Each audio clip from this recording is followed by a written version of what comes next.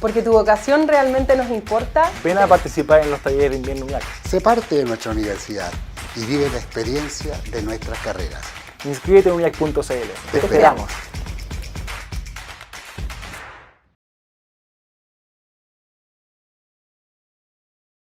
Seguimos con este taller de invierno en UNIAC sobre cómo detectar fake news. A continuación vamos a hablar con Carlos Muñoz Lecers, abogado, contador y profesor de Derecho, quien lleva la labor de educar sobre el proceso constituyente en redes sociales y también a largo plazo sobre temas de educación cívica. Carlos, gracias por tu tiempo con nosotros. Muchas gracias por la invitación, Alexis, y esperemos que este material sea de utilidad para los estudiantes y en realidad para cualquier persona que tenga acceso a esta entrevista, que esperemos que sea interesante, ¿cierto? Ojalá que así sea. ¿Cuál es tu evaluación, Carlos, para comenzar sobre el problema de la desinformación relacionado con todo el proceso constituyente y de cara a su votación final el próximo 4 de septiembre? El problema en particular, yo creo que lo enfocaría en la idea de la comprensión de lectura que tienen los chilenos. No quiero sonar ni pesado ni nada, todos tenemos en cierta forma una mala comprensión de lectura en distintas áreas, en distintas especialidades. A la hora que estamos discutiendo todos los chilenos sobre comprender materias de derecho, no deja de ser algo difícil e incluso discutido. Más aún cuando de la comprensión de lectura, de la comprensión de lo que estamos leyendo, hay que pasar a un proceso de interpretación. Y ahí es donde las cosas realmente se ponen complicadas. Porque las interpretaciones que admite una norma jurídica pueden ser amplias, ¿ya? De un espectro variado. Asimismo, podemos encontrar algunas interpretaciones de mala fe y otras interpretaciones que están más correctas con el ordenamiento jurídico. Sin embargo, para llegar a interpretar una norma, primero tenemos que llegar a comprenderla. Y como bien señalé, ahí ya partimos con un problema de repente, sobre todo con ese problema o la falta de lectura que tenemos en definitiva en nuestro país. Las interpretaciones son antojadizas, sobre todo en política, más actualmente con la contingencia del concepto que podemos tildar como fake news, algo que no necesariamente es falso, simplemente que algo que políticamente a mí no me conviene.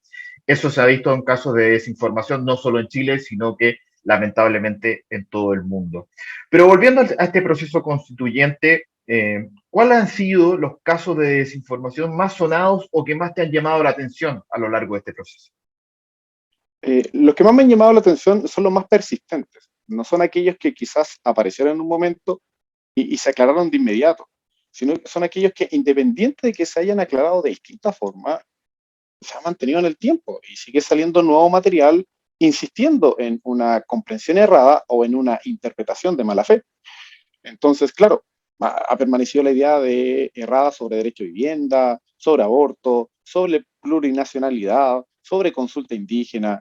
Sin embargo, más allá de esto, a mí personalmente me llama mucho la atención el tema de la expropiación, que es una norma que es muy explícita, ¿ya? Está muy clara en el proyecto constitucional y es una norma muy cercana incluso a la de la Constitución actual.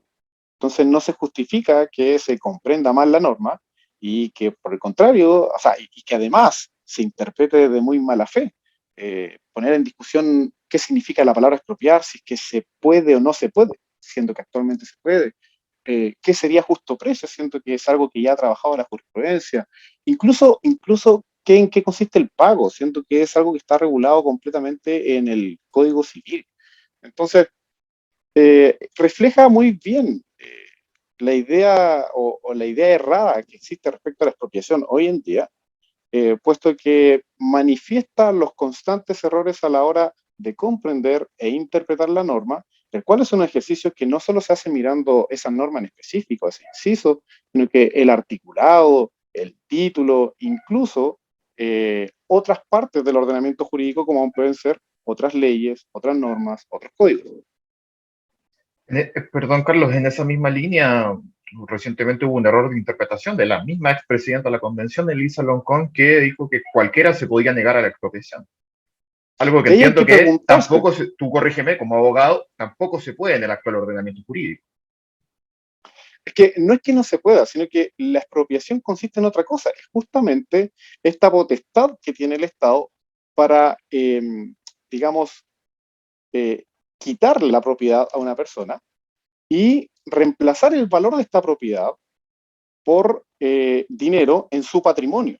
Lo que hacemos es mantener la integridad del patrimonio, le respetamos su patrimonio, le quitamos la propiedad en virtud de la expropiación y lo reemplazamos por dinero. Y ese acto es un acto de la potestad que tiene el Estado para realizarla, y muchas veces se puede realizar incluso, y es así, en contra de la voluntad del expropiado, porque para eso es este poder que tiene el Estado. Entonces, el señalar que si la persona no quiere, no se le expropia, no va de la mano con la expropiación, porque en eso justamente no consiste. Si una persona está de acuerdo con la expropiación porque, bueno, le gustó el valor que le van a pagar, excelente. Pero si no gustó, lo van a expropiar igual, y lo que va a tener que hacer, sí, es discutir el valor. Y ese valor se puede judicializar. Y ahí es donde la Corte Suprema ha dicho, a esta persona hay que pagarle el justo precio. Así que vamos a discutir cuál es el justo precio de esta persona, que normalmente lo vamos a asimilar a las tasaciones que se hacen en el mercado. Entonces, el error de la expresidenta de la convención fue el señalar que la expropiación podía ser voluntaria para el expropiado, cuando en realidad la expropiación es justamente una potestad del Estado que simplemente actúa, y a lo más vamos a discutir el valor de la ciudad. Corrígeme si me equivoco, Carlos, pero entiendo que ni la legislación actual, ni tampoco lo que se viene en el nuevo proyecto de constitución significa, como pasó en un video muy recordado del expresidente de Venezuela, Hugo Chávez, que iba apuntando a lugares diciendo expropiese, expropiese, expropiese, sino que la expropiación como tal debe tener un sentido, el cual significa que se necesita expropiar ese terreno porque se va a utilizar como un bien de uso público. Por ejemplo, la instalación de una nueva línea de metro. El término utilizado para tu caso es utilidad pública. Y ojo, es utilidad pública que debe ser declarada por ley. No es que aparezca el presidente apuntando como Chávez que va a expropiar, sino que esto se discute en el Congreso. En este caso, Congreso de Diputadas y Diputados y el Senado hasta el 2026, y luego el Senado reemplazado por la Cámara de las Regiones. Pero ahí se discute la procedencia de la utilidad pública para expropiar. No depende enteramente del Poder Ejecutivo. Gracias por la aclaración, Carlos. Para ir terminando, pareciera que hay unos elementos fundamentales para poder informarse adecuadamente. Primero, leer el borrador, el nuevo proyecto de constitución, que es el que se tiene que votar. Segundo, ser capaz de contrastar qué es lo que existe actualmente con lo que se propone. Y tercero, bueno, tener claridad de qué significa la legislación y qué significa la Constitución, porque hay algunos elementos que pueden no estar en la Constitución, pero sí van a estar en la legislación vigente. Sobre la base de esa línea, ¿qué consejos tú podrías darle a la audiencia para informarse adecuadamente y dar la desinformación? Y también te pedimos, para cerrar, si nos puedes contar un poco de lo que estás haciendo en Instagram para informar adecuadamente a las personas. Mi consejo, sobre todo para quienes están interesados en el periodismo, y algo que probablemente tú como profesor les dirás, ¿cierto? Verificar las fuentes. Sin embargo, aquí hay que ir a la fuente directa, más allá de que lo leamos en una publicación, en una noticia, en un reportaje, en un tuiteo, en Instagram. Lo que tenemos que hacer es simplemente, primero, es abrir el proyecto. Segundo, abrir la Constitución actual y observar los textos. Si aclaramos ese punto, ya partimos bien. Comprender el texto. Y ya tenemos una segunda parte, un segundo paso. Para interpretar la norma, quizás necesitamos un poquito de ayuda. Y ahí es donde tenemos que recurrir a los académicos, los distintos especialistas que existen en el país, que nos pueden dar interpretaciones variadas. Interpretaciones que nos pueden gustar o interpretaciones que no nos pueden gustar, pero al menos son interpretaciones estudiadas, interpretaciones que ya comprendieron el texto, que ya comprendieron el resto de las normas, todo el ordenamiento jurídico. Dijeron, esta materia también se trata en la ley, también se trata en el código. La contrastaron y lo analizan como sistema y pueden llegar a una conclusión. Y es por eso que le digo, quizás para interpretar sí se necesita un poquito de ayuda, y ahí tenemos los especialistas de derecho que probablemente nos entreguen alguna respuesta, sobre todo en esta época, que están todos muy interesados en participar y en manifestar sus interpretaciones, dado que está de moda el tema, ¿cierto? Eso respecto a la primera pregunta que me dijiste. El consejo es verificar el texto, comprenderlo y interpretarlo a la luz de lo que dicen los mismos académicos y especialistas en la materia. Ahora, respecto al trabajo que estoy haciendo, va un poquito más cercano. Estoy lejos de de decir que soy un especialista en la materia, muy lejos. Porque lo mío, personalmente, más allá de ser abogado y contador, ha sido el interesarme en la docencia. Y esto es tomar estos conocimientos que tengo y poder traducirlos, espero exitosamente, al público en general.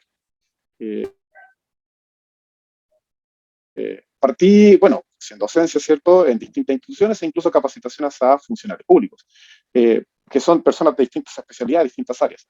Y ahora, la verdad es que me lancé con el tema constitucional, abrí el Instagram y me puse a trabajar a diario, a responder preguntas. Y respondiendo preguntas, bastante bien. Creo que ya llevo casi de 200 preguntas que se han publicado en historias, donde lo que hago es este ejercicio de leer, comprender e interpretar distintos pasajes del proyecto y de la Constitución. Y la gente, incluso convencionales o exconvencionales ahora, y cierta autoridad, le ha gustado mucho mi trabajo y lo han compartido, y espero que siga siendo así, la verdad, en una labor que a largo plazo se convertirá en algo sobre educación cívica. Bueno, pasaremos acá en pantalla tu cuenta de Instagram para quienes estén interesados en seguirte, y te agradecemos tu tiempo, Carlos, para conversar con nosotros y, por supuesto, recomendando tu labor para una información adecuada. La relevancia de la educación cívica en el país, que siempre es importante tenerla. Muchas gracias, Alexis, y espero sinceramente que se utilidad esta conversación y, por supuesto, que quedo a disposición de los estudiantes para responder todas las consultas que puedan tener sobre la materia. Muchas gracias a ti por tu tiempo. Un abrazo. Un abrazo igualmente. Porque tu vocación realmente nos importa. Ven a participar en los talleres de invierno UNIAC. Sé parte de nuestra universidad y vive la experiencia de nuestras carreras. Inscríbete en uniac.cl. Te esperamos.